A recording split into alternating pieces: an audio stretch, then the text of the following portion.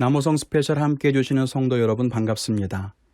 우리가 구약의 소예언서와 역사서의 뒷부분을 읽기에 앞서서 함께 미리 살펴보고 있는데요.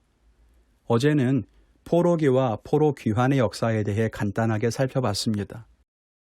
사실 포로기라고 하는 것은 단순하게 생각하면 나라를 잃어버리고 다른 나라로 끌려가 이역만리 타국에서 포로 생활을 해야 했다라고 하는 안타깝고 힘든 상황을 떠올리게 됩니다. 맞아요. 이스라엘 백성들에게 그건 큰 충격이 아닐 수가 없었을 겁니다. 마치 우리나라가 일본의 식민지가 되어 식민 통치를 받던 그런 경우 아니겠습니까? 그때 우리가 얼마나 힘들었습니까? 말과 글을 잃어버렸고 우리의 문화와 소중한 유산을 많이 빼앗겼죠. 주권을 잃어버리고 다른 나라의 지배를 받는다는 것은 참 어려운 일입니다. 그런데 유대인들에게 이 포로기는 나라를 잃어버린 것만큼이나 큰 또 다른 충격이 있었습니다. 그것은 바로 신앙의 붕괴입니다. 고대 사회에서 종교가 갖는 의미는 단순한 신앙생활 그 이상의 의미가 있었죠. 각 부족이나 각 국가는 자기들이 섬기는 신을 갖고 있었고 국가의 싸움은 곧 신들의 싸움이었습니다. 그러니 한 국가가 다른 국가와의 전쟁에서 패한다는 것은 결국 자기들이 모신 신이 적국의 신에게 패했다는 것을 의미합니다. 그렇다면 유대인들이 바벨론에게 패했다는 것은 유대인들이 섬기는 야훼 하나님이 바벨론이 섬기는 마르둑 신에게 패했다는 의미가 되는 거 아니겠습니까?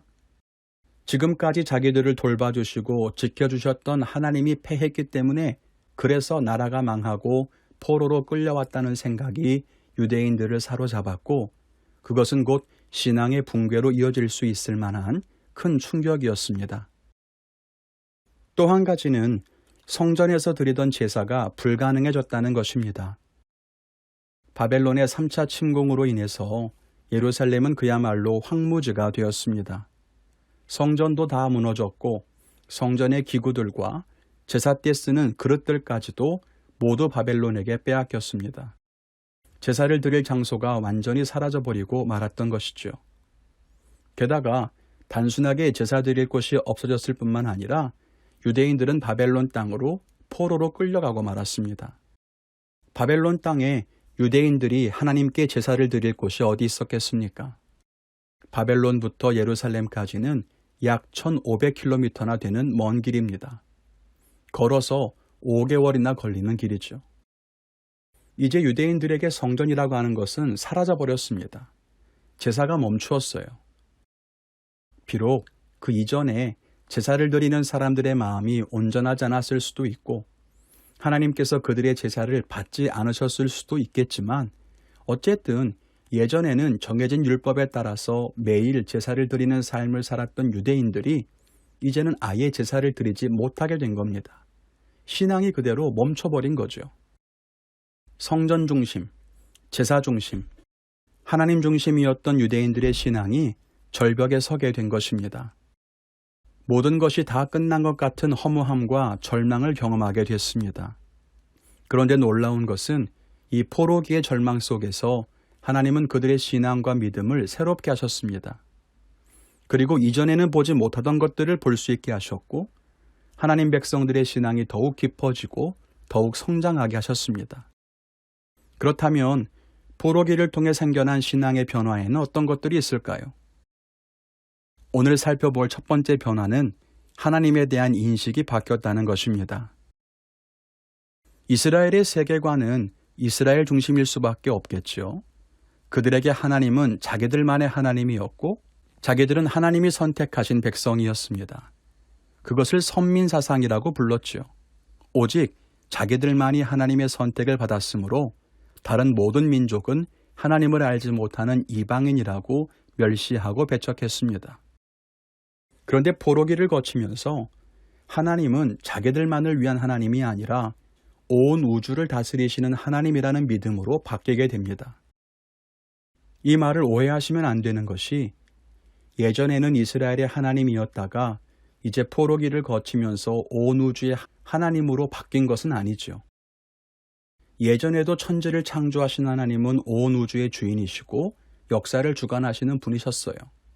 그런데 이스라엘은 자기들만의 하나님으로 인식을 했단 말입니다. 이스라엘 백성들의 시야가 좁았죠. 그러니 자기들의 하나님이 다른 나라의 신에게 패배했다고 여겨진 것입니다. 그런데 하나님께서는 그런 이스라엘에게 선지자들을 통해서 말씀하시는 것이 무엇입니까? 모든 것이 다 하나님의 손에 있다는 거죠. 이스라엘을 징계하셔서 나라를 망하게 하신 것도 하나님이시고 너희를 징벌하려고 이방 나라를 사용하시는 것도 하나님이시고 결국 이방 나라들도 하나님의 심판을 벗어날 수가 없다. 하나님이 능력이 없어 패한 것이 아니라 오히려 모든 나라와 민족을 다스리시기 때문에 하나님은 그렇게 행하실 수 있다. 이런 신앙으로 바뀌게 된 것입니다. 그래서 구약 성경의 앞부분에는 하나님을 부를 때에 아브라함과 이삭과 야곱의 하나님 이렇게 많이 불러요. 무슨 말입니까? 우리 조상의 하나님이라는 말이에요. 우리 민족, 우리나라의 하나님 그렇게 인식했던 거죠. 그런데 예언서나 후기에 기록된 성경을 보면 하나님은 온 우주를 다스리시는 하나님으로 묘사가 됩니다. 이건 큰 변화가 아닐 수가 없어요. 그럼 여러분, 온 우주를 다스리시는 하나님은 어디에 계실까요? 예루살렘에 있던 그 성전에 갇혀 계실까요? 아닙니다. 그곳에 머무시겠다고 하셨지만 하나님이 계신 곳은 저 높은 하늘이라는 거예요. 그래서 궁창을 보좌로 삼으시고 또 하늘에 거하시고 그런 표현이 나오는 이유가 여기 있습니다. 그런데 이전의 이스라엘은 자기 민족과 함께 하시고 자기 나라만을 위한 하나님이라고 생각했기 때문에 성전에 거하시는 하나님이라고 인식했던 거죠. 그런데 그것이 아니구나. 하나님은 온 우주를 다스리시는 하나님이시고 하늘에 계신 분이구나. 그렇게 생각하게 된 것입니다. 이 하늘은 단순한 저 높은 곳의 하늘을 의미하는 것이 아니라 이 세상을 초월한 곳, 영원한 곳, 그런 의미를 담은 거죠. 그러니 우리 하나님은 이 세상의 어떠한 것으로 영향을 받지 않으십니다. 초월해 계시니까요. 그러니 비록 바벨론에게 유다가 정복당하고 망했지만 하나님이 패배하신 것은 아니에요. 하나님은 저 위에 계시고 이 모든 역사를 다스리시기 때문입니다. 비록 예루살렘의 성전이 다 무너지고 이제 제 기능을 하지 못하게 됐지만 하나님이 갈 곳을 잃어버린 것은 아닙니다. 하나님은 하늘에 계시니까요. 그러니 성전이 없어도 하나님께 예배할 수 있습니다. 나라가 망했어도 하나님은 여전히 살아서 역사하십니다. 그런 믿음으로 한 걸음 더 나아가게 되었다는 것입니다. 이것은 신앙에 있어서 진일보한 것이라고 볼 수 있습니다. 자기만을 위한 하나님에서 온 우주를 다스리는 하나님으로 인식의 전환이 일어나면서 이제 그들은 하나님의 섭리를 보다 넓은 우주적인 차원에서 이해하게 되었기 때문입니다. 우리의 모습은 어떻습니까? 우리는 나만을 위한 내 하나님을 믿습니까? 아니면 온 우주와 역사를 다스리시는 그런 하나님을 믿나요? 나만을 위한 하나님을 믿는다면 우리는 내 상황이 어려워지면 하나님이 나를 사랑하지 않으시나? 내 기도를 안 들으시나? 그렇게만 생각하게 돼요. 유대인들이 하나님이 약해서 전쟁에서 진 것인가? 라고 생각했던 것처럼 말입니다. 그런데 온 우주를 다스리는 하나님을 믿으면 이것도 하나님의 큰 섭리 가운데 하나라는 것을 이해하고 바라보게 된다는 것입니다. 신앙의 중심이라고 생각했던 성전이 무너졌을 때에도 하나님이 하늘에 계시다는 것을 알게 됨으로써 신앙이 무너지지 않을 수 있었던 것처럼 우리도 하나님이 어떤 분이신가를 분명하게 믿을 때 우리의 삶의 중심이 무너지고 신앙과 생계의 근간이 허물어질 때에도 흔들리지 않고 새 역사를 이루실 하나님을 믿을 수 있을 것입니다. 코로나로 인해서 어려운 요즘 우리의 상황이 포로기를 지나는 유대인들의 상황과 비슷하지 않습니까? 유대인들이 모든 것을 잃어버린 것 같았던 그 포로기에 큰 신앙의 변화와 성장을 경험했듯이 우리만 바라보고 우리 상황에만 갇혀 있었던 우리가 더 깊은 믿음으로 한 걸음 나아갈 수 있기를 소망합니다.